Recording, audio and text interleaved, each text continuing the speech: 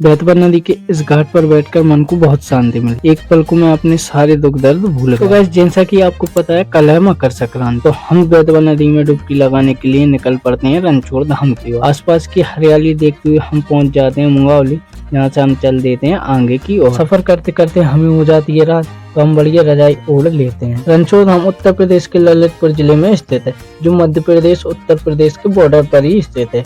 यहाँ पर मकर संक्रांति से 8 दिन तक भव्य मेले का आयोजन होता है। फाइनली हम रात को 8 बजे पहुँच जाते हैं रणछोड़ धाम। यहाँ पहुँचकर हम सबसे पहले आग जलाकर तापने लगते हैं।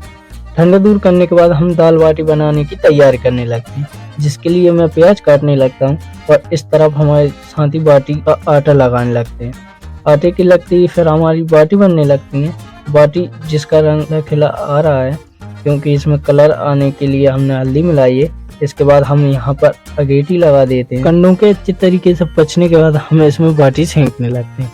जब तक बाटी सिक रही है, चलिए अपन दाल का अदहन रख देते हैं। इसके बाद गैस हम यहाँ पर एक पतीले में रखते हैं पानी, उसमें डाल देते हैं नमक और फिर दाल में घी डालकर उसको अच्छे तरीके से मिलाने लगते हैं। पानी में अच्छे से उबाल आने के बाद हम इसमें दाल ऐड कर देते हैं। जब तक अदहन हो रहा है, हम चूल्हे के पास बैठकर तापने लगते हैं। यहाँ पर प्याज, लहसुन, टमाटर, हरी मिर्च और खड़ा धनिया रखा हुआ है, जो कि हम सब्जी में डालने वाले हैं। इस तरफ हमारे सभी मसाले रखे हुए हैं। इसके बाद दोस्तों हम सभी मसालों को इस पतीले में मिक्स करके रख देते हैं। दाल उबलने के बाद हम इसको बघारने लगते हैं। इसके लिए हम सबसे पहले एक पतीले में तेल डालते हैं। तेल गर्म होने के बाद इसमें तेज पत्ता डालते हैं। इसके बाद हम इसमें जीरे ऐड करते हैं। जीरों को थोड़ा भूनने के बाद हम इसमें प्याज डाल देते हैं और फिर हम इसमें लहसुन मिर्च भी डालते हैं। फिर हम इसको गोल्डन ब्राउन होने तक पकने देते हैं। प्याज के अच्छे तरीके से सिकने के बाद हम इसमें मसाला डाल देते हैं। अब हम इसको अच्छे से भुनने तक चलाते रहेंगे ताकि मसाला जले। इसके बाद हम इसमें टमाटर भी डाल देते हैं। फाइनली मसाला होने के बाद हम इसमें दाल ऐड कर देते हैं। दाल में थोड़ी देर उबाल आने के बाद हमारी दाल तैयार हो जाती है। फाइनली 11 बजे हमारा खाना बनकर तैयार हो जाता है। इसके बाद हम खाना खाने बैठ जाते हैं। पत्तल लेने के बाद हम इसमें दाल लेते हैं, सैलेड लेते हैं और फिर बिना कोई देरी किए फटाफट पेट पूजा करने लगते हैं।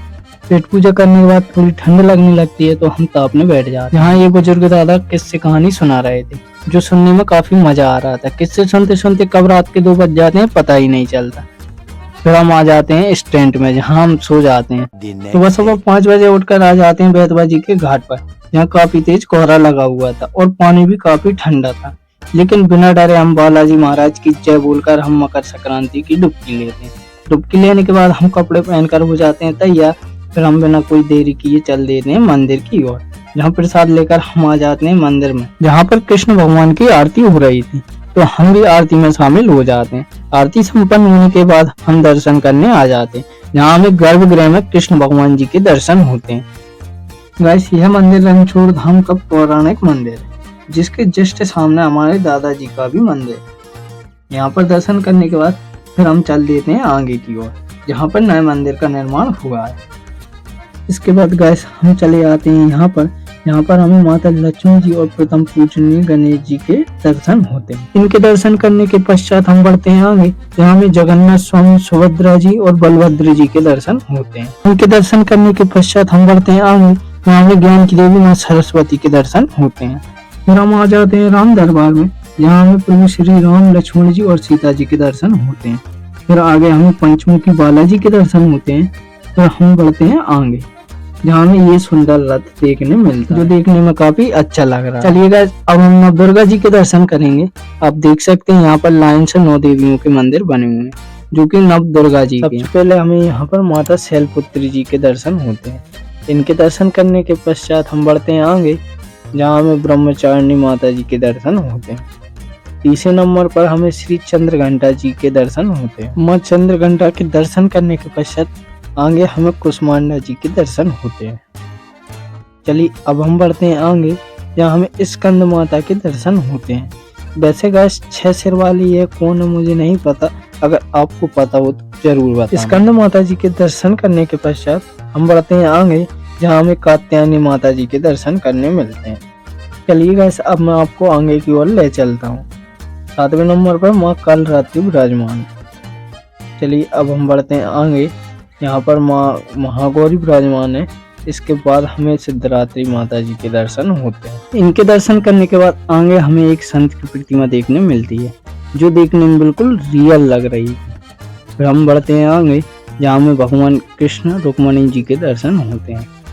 इनके दर्शन करने के पश्चात हमें आगे त्रिदेव ब्रह्मा विष्णु महेश जी के दर्शन करने मिलते हैं। चलिए अब हम बढ़ते हैं आगे, जहाँ में भगवान शिव का चतुर्मुखी शिवलिंग देखने मिलता है। एंड इसके अलावा यहाँ पर गणेश जी, पार्वती जी, ब्रह्मा जी एवं कार्तिकेय और नंदी जी भी विराजमान हैं। इनके दर्शन करने के बाद हम बढ़ते हैं आगे, जहाँ हमें गायत्री माता जी के दर्शन होते हैं, जिनके यहाँ पर 5 मुख दर्शाए गए हैं। यहाँ पर शंकर भगवान और माता पार्वती जी की प्रतिमा स्थापित है और आगे हमें परशुराम जी के दर्शन करने मिलते हैं, जिनके एक हाथ में धनुष और दूसरे हाथ में फरसा है। चलिए गाइस अब हम बढ़ते हैं आगे की ओर। यहाँ पर हमें बलदाव जी और उनकी पत्नी रेवती जी के दर्शन करने मिले। इसके पश्चात हम बढ़ते हैं आगे, जहाँ हमें भगवान विष्णु के अनेक अवतारों में से एक नरसिंह अवतार के दर्शन करने मिलते हैं। फिर हम बढ़ते हैं आगे, जहाँ हमें तुलसीदास जी के दर्शन होते हैं। तुलसीदास जी के बाद हमें सूर्य देव के दर्शन करने मिलते हैं। इसके बाद हम बढ़ेंगे आगे, जहाँ हमें विष्णु भगवान और माता लक्ष्मी जी के दर्शन होते हैं। संपूर्ण दर्शन करने के पश्चात हम आ जाते हैं बेतवा जी के घाट पर, जहाँ बैठकर मन को काफी ज्यादा शांति मिल रही है। आधा 1 घंटा यहाँ पर बैठने के बाद हम चल देते हैं मुचकंद ऋषि की गुफा की ओर। यहाँ जाने के लिए हमें 3-4 किलोमीटर जंगल के इस पथरीले रास्ते से जाना पड़े। इस जगह का नाम रणछोड़ इसीलिए रखा गया क्योंकि भगवान कृष्ण ने कालियावन नाम के राक्षस को युद्ध के लिए ललकारा था, लेकिन कालियावन का वध नहीं कर पा रहे थे क्योंकि उनकी मृत्यु तो मुचकंद ऋषि द्वारा लिखी। तो कृष्ण भगवान ने कालियावन में लात मारकर रण छोड़कर मुचकंद ऋषि की गुफा की ओर भागे। यहाँ उनका पीछा करते हुए कालियावन भी आ गए। भगवान कृष्ण मुचकंद ऋषि पर अपनी पीताम्बरी डालकर गुफा में अंदर दब गए, जिसे देखकर कालियावन ने उन्हें कृष्ण समझकर लात मारी, जिससे मुचकंद जी को गुस्सा आया और उन्होंने देखा कि यह कौन है जिसने मुझ में लात मारी। जैसे ही उनने कालियावन को देखा वह जलकर भस्म हो गया। और फिर कालियावन के भस्म होने के बाद भगवान कृष्ण यहीं से द्वारकापुरी की ओर चले गए। तो फाइनली गाइस अब हम पहुंच गए मुचकंद ऋषि की गुफाओं में। गुफा जस्ट सामने है। चलिए अब हम अंदर की ओर चलते हैं। इसके बाद हम आ जाते हैं मुख्य गुफा में, यहाँ मुचकंद ऋषि की प्रतिमा बनी हुई है। इसके बाद हम आ जाते हैं गुफा में आगे, जहाँ का रास्ता काफी ज्यादा सकरा है। इसके बाद हम यहाँ पर 1-2 फोटो क्लिक करते हैं और आगे की ओर आते हैं, जहाँ और भी गुफाएं बनी हुई हैं, जिनको देखने के बाद हम और भी ऊंचाई पर आ जाते हैं। यहाँ पर हम बैठकर मूंगफली खाने लगते हैं। फिर हम 1-1.5 घंटा बाद आते हैं वापस मेले में, जहाँ काफ़ी ज़्यादा भीड़ हो गई थी, जबकि सुबह नहीं थी। इसके बाद गाइस हम यहाँ पर थोड़ी बहुत खरीदारी करते हैं। वैसे गाइस क्या आपको पता है, यहाँ पर बनी हुई लोहे की वस्तुएं बहुत प्रसिद्ध हैं। खरीदारी करने के बाद हम आ जाते हैं यज्ञशाला के पास, जहाँ 121 वेदियों का यज्ञ चल रहा था। तो चलिए गाइस इस ब्लॉग में इतना ही।